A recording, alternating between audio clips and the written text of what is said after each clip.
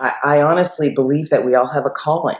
And if we actually followed that calling, there's just such power in numbers to come together and make a difference. And I believe everybody has the ability to do it.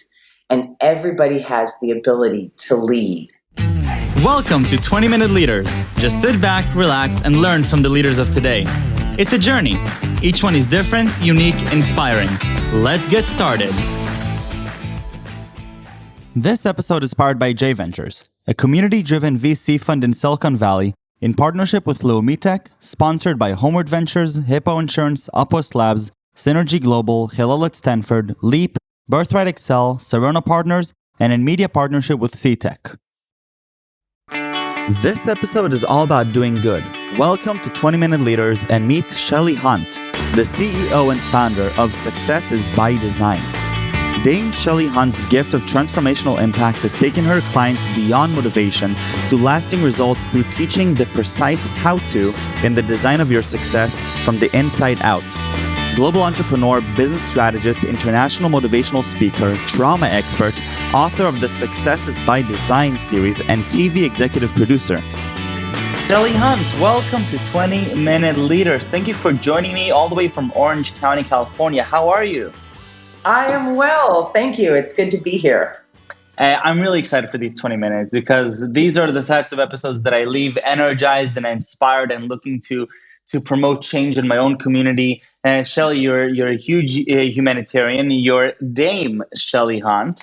You've received incredible awards and recognitions from some of the most important organizations and people in the world for the great work that you're doing. You teach. You are an entrepreneur. You founded and are leading Women of Global Change. Making the world a better place, and specifically with a focus on women. And so, Shelley, tell me a little bit about how you see your own career, because you've done so much.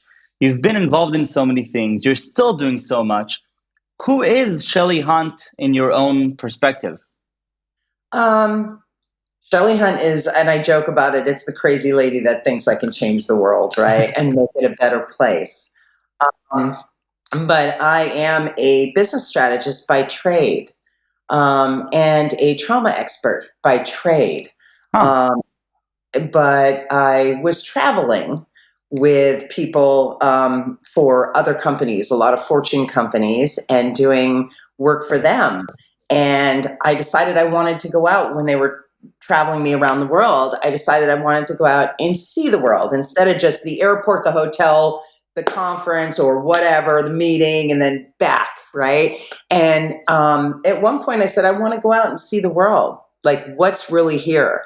And I was in Fiji, and it was about 20 years ago, and I was in Fiji, and I said, take me to where the people are. And they took me to this village. And I'll never forget it. My mom had my daughter, and she was watching my daughter while I was traveling. And she called me in the minute that I stepped into this village. And my assistant was in this cab with me, and she wouldn't get out yet. It was squalors. And my mom said, how are you? I said, horrible. And I had tears coming down my eyes. And I said, I just feel like I can't do enough, but there's something I can do as an individual. And that was the start of Women of Global Change. As I said, I have these great mentors and these great people around me. And how do I activate others to make a difference on the face of this planet? And, that's really where it started. Incredible. Can you share with me a little bit more about that exact moment, that aha moment that you had? Well, it's really funny. On my desk, this is that moment. Incredible. And this was their baby carriage, and it was two sticks with a wheel. And as you can tell, they live in squalors and things like that. And they were growing ground food for their food, communal living. And I fell in love with the people. And I fell in love with, I guess I realized that we can make a difference.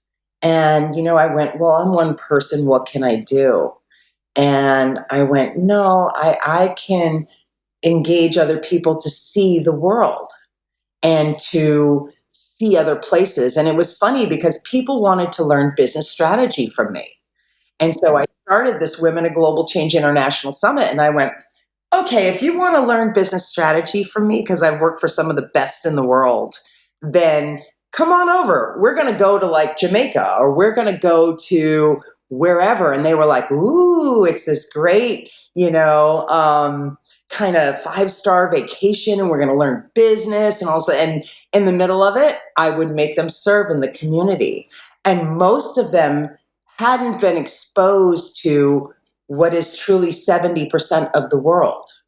And when I started looking at the numbers, I was like, this is how a lot of the world lives. And 70% of the world is women and children in poverty.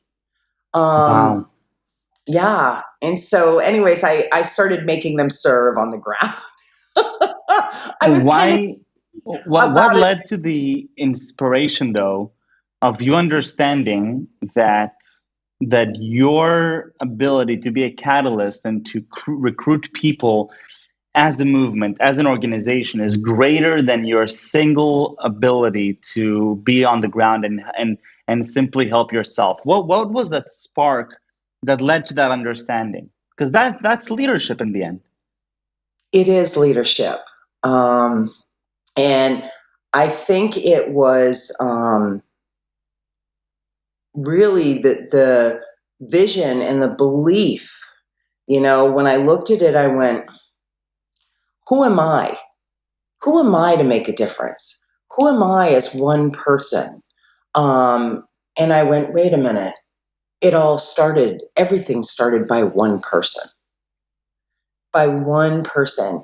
And when we stand, and what I realized is when you stand for a cause greater than yourself, there's an energy and there's a magic to it. And it's almost a renewable energy source, truly. And so it was a cause greater than myself, that I believe people related to and realized that they could start to make a difference too. And Incredible. that, one small thing can change so much. So I think that was part of it. How did the organization grow? Was it simply organically? What was, sort of your experience growing this thing? It's still growing. And, it grew organically. I was doing these international summits for probably about 10 years. And somebody came to me in 2016 and said, I'd like to do a chapter. And I was like, oh, well, that sounds great. You want to do a service project? Okay, in your local community. And the next thing I knew, because I had done some work in the US and some work out of the US every year. And so I probably had 2 or 3 projects a year, one international and several national.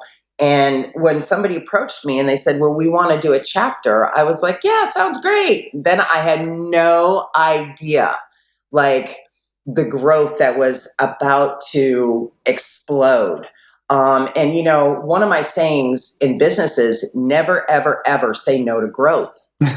Figure it out, right? Figure it Go to out. that has mastered it and figured it out, like start looking at systems and things around you that have engaged and worked.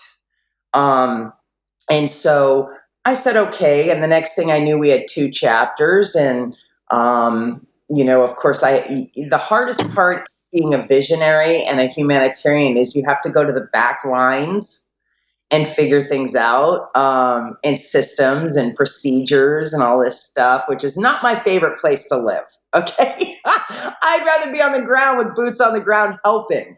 And I had a great team. That stood for causes bigger than themselves to make the world a better place.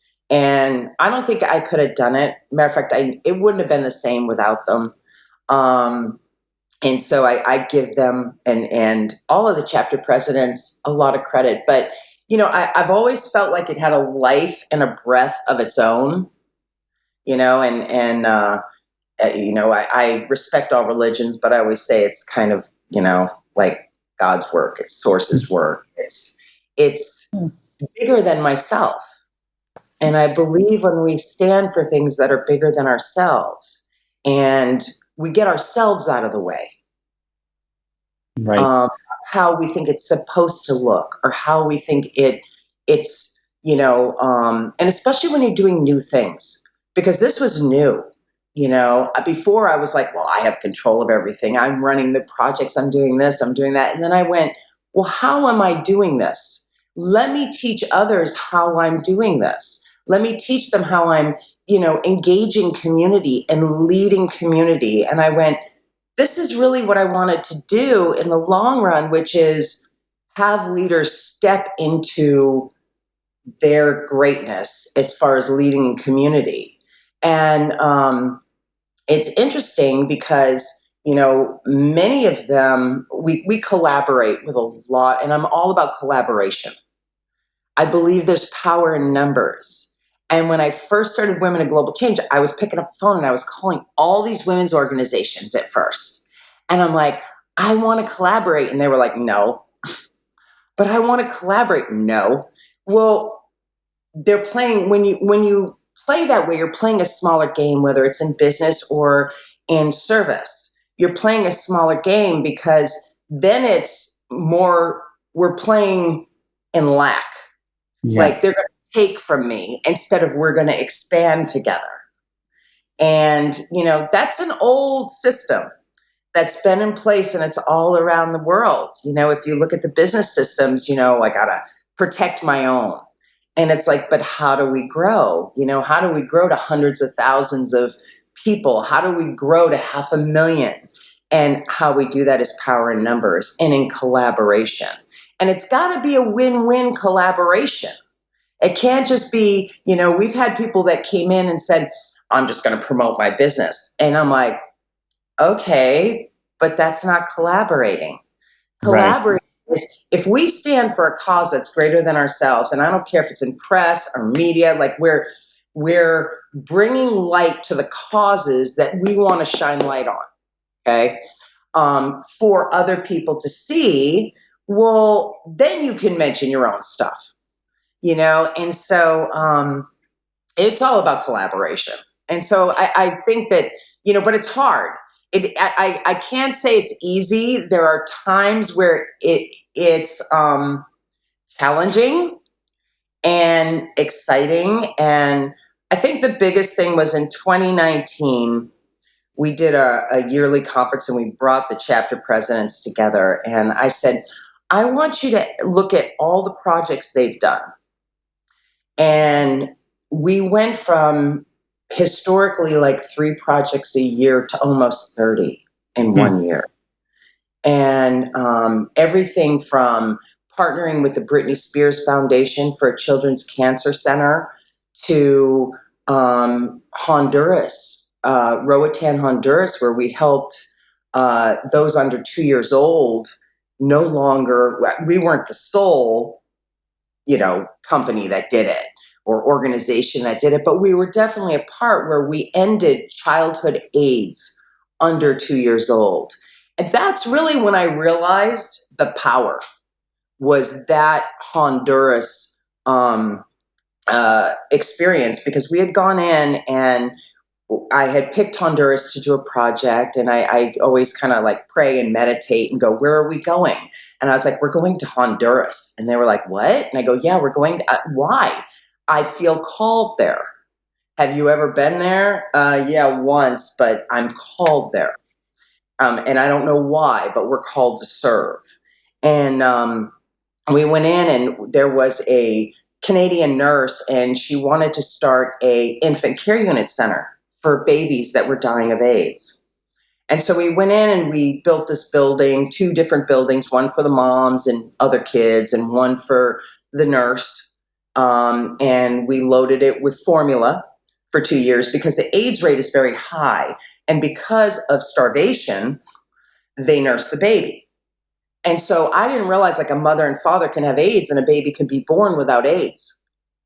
And so the minute that the mother puts the baby to the breast, then the baby gets AIDS. So what are you going to do? Not feed your kid, have it die of starvation, or, feed it, right? And so we went in and we did a year's worth of formula. And I went back 6 years later, and they told me that the AIDS rate of children under 2 in Roatan, Honduras, was 0. And I was floored. I just cried. And I went, they've been living like this for generations. Generations, and this changed in 6 years. Like, holy crap. And when I went back, they said, well, now we need a school because we're not prepared for all these children to live. Wow. So we built a school. We converted it to a school. And that's when I really realized the power that we have together in our hands to truly make a difference on the face of the planet. I believe that every person has a purpose. And when people come to me and they go, well, I don't know. And I'm like, you do know. Is it children? Is it animals? Is it environment? What is it? And maybe you just haven't ever voiced it. Like if I had a magic wand and you could, really like serve a cause, what would it be? And I think so many times we separate, this is our business and this is our cause. And, I honestly believe that we all have a calling. And if we actually followed that calling, there's just such power in numbers to come together and make a difference. And I believe everybody has the ability to do it. And everybody has the ability to lead. And you don't have to have it all figured out.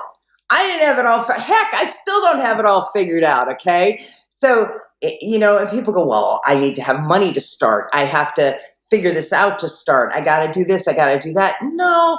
And, well, I'm doing a 9 to 5. You can still do a 9 to 5 and transition into a business that supports your calling. So that. Shelly, this was inspiring and wonderful. If you were to go back, perhaps to that same experience in Fiji, what piece of advice would you give Shellie Hunt today, knowing what you know, having experienced what you've experienced? What is something, then this is obviously, I'm asking as a young entrepreneur, wanting to see what, if you had to distill for this one really deep lesson you've gotten, what is it? Anything is possible.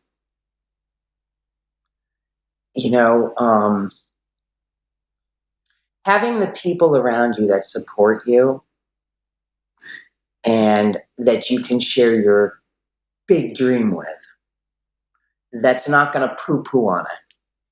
And so, it really got to a point where it's like if I shared my big dream with someone and they poo-pooed on it, even the people around me, if they go, oh, like the people that work for me, if I go, we're going to do this, and they go, we're going to feed 10,000 kids, 10,000 meals, which I just did this not that long ago. And they went, oh.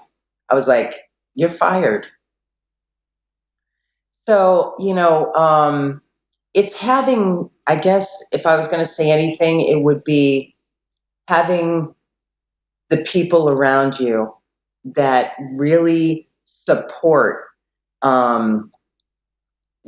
where you're heading and where you're going, so that when I doubted it, they'd look at you and go, it's okay, go for it. It's okay. Or even if something didn't work, they go, it's okay. I really think who we surround ourselves with, I know who we surround ourselves with is extremely important, and people go, well, there's so many people around you, but my inner circle is my inner circle, and you're better to have a handful of people that are truly in your corner no matter what, because you're going to win, you're going to fail, you're going to do all these great things. And I don't like to say fail, I guess learn, because I definitely learned along the way. But I think that that's the first piece of advice, because in the very beginning, I hired a lot of my friends. And I actually ended up having to let quite a few of them go. And I don't mean as friends, I mean as working with me. Right. And that was very hard. And some of them weren't very happy about it. I'm sure. You know, it had to be that this was what was to grow. You got to let go. You Right. can't hold tight and try to, that's the other thing. You can't control everything. You Right. actually have to like allow other people to be in their lane. Completely. So I guess that's what it would be. Stay in my own lane.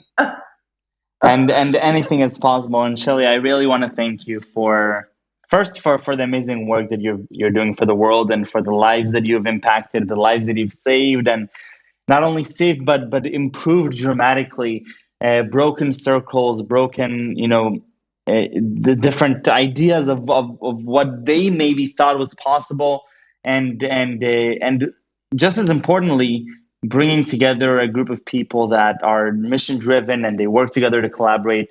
I love the way that you tied the understanding of growth and collaboration is not simply as a nonprofit idea, but it's something that is as business strategy. And after all, a nonprofit or any organization, it's business driven, and business creates impact. And so I think that what you were talking about was very, very inspiring for me, and will leave me thinking for quite some time now. So I really want to thank you very, very much. Still very much impressed with the biggest mug that I've ever seen. Which obviously shines, the most important part of who you are. And so thank you very, very much, Shelly. I appreciate it. Thank you, and have a beautiful Sunday. Thank you, too.